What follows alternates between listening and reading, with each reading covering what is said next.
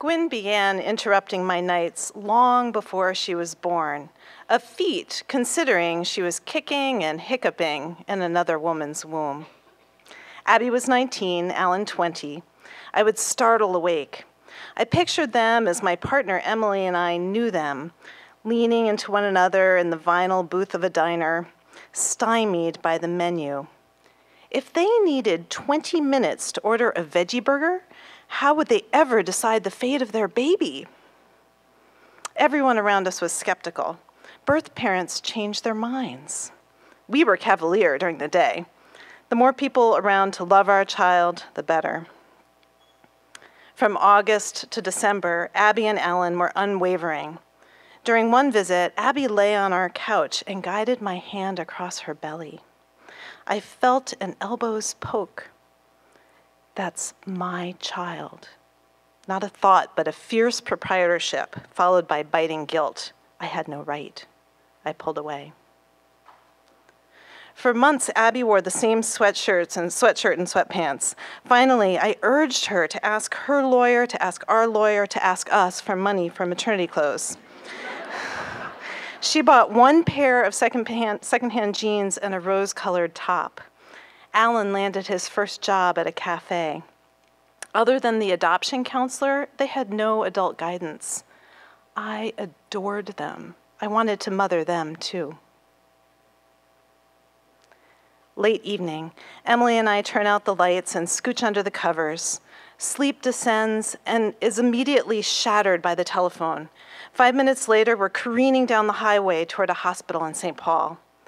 The maternity ward blazes with light, and there's a party in Abby's room, Harry Potter on the TV, the fetal heart monitor ticking away, mother and brother and midwives and Alan, who nervously pets Abby's hair until the contractions grow painful enough that the midwives kick everyone out.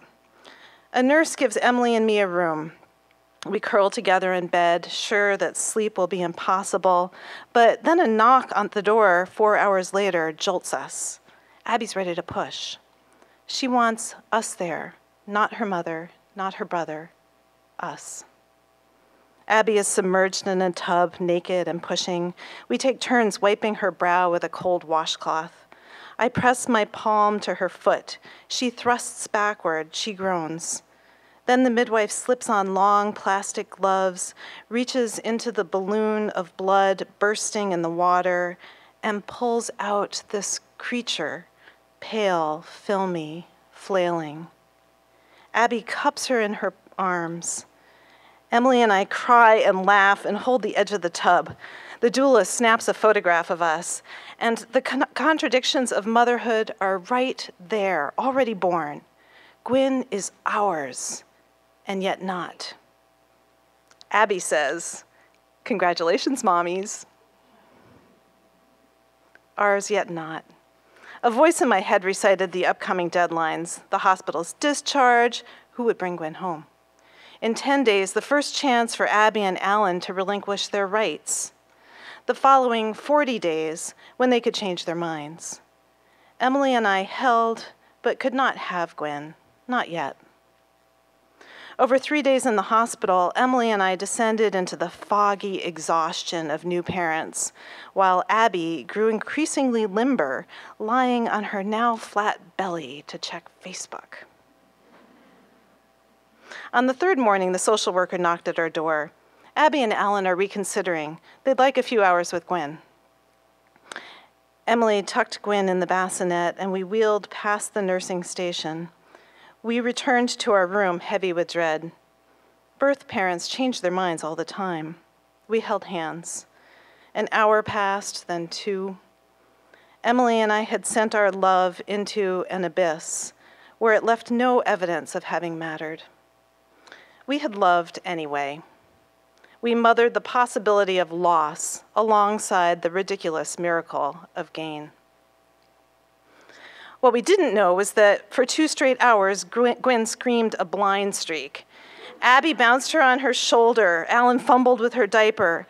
The social worker tried counseling them, but Gwyn was crying too loudly. Emily and I waited, our newly formed family in the balance, while the biological parents of our not yet daughter began to feel the desperate helplessness of parents everywhere.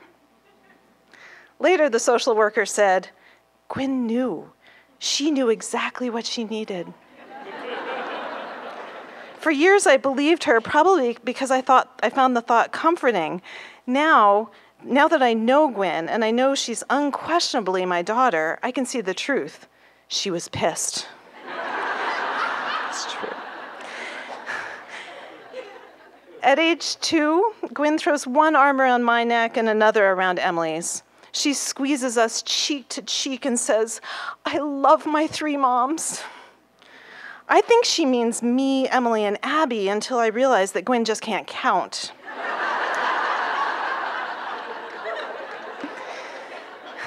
Gwen adores a book called Mother, Mother, I Want Another. A mother mouse kisses her baby goodnight, and the baby mouse asks, "May I have another mother?" Shocked, the mother responds, "Another mother?" She generously heads out to find one, bringing home a mother donkey, a mother duck, a mother frog.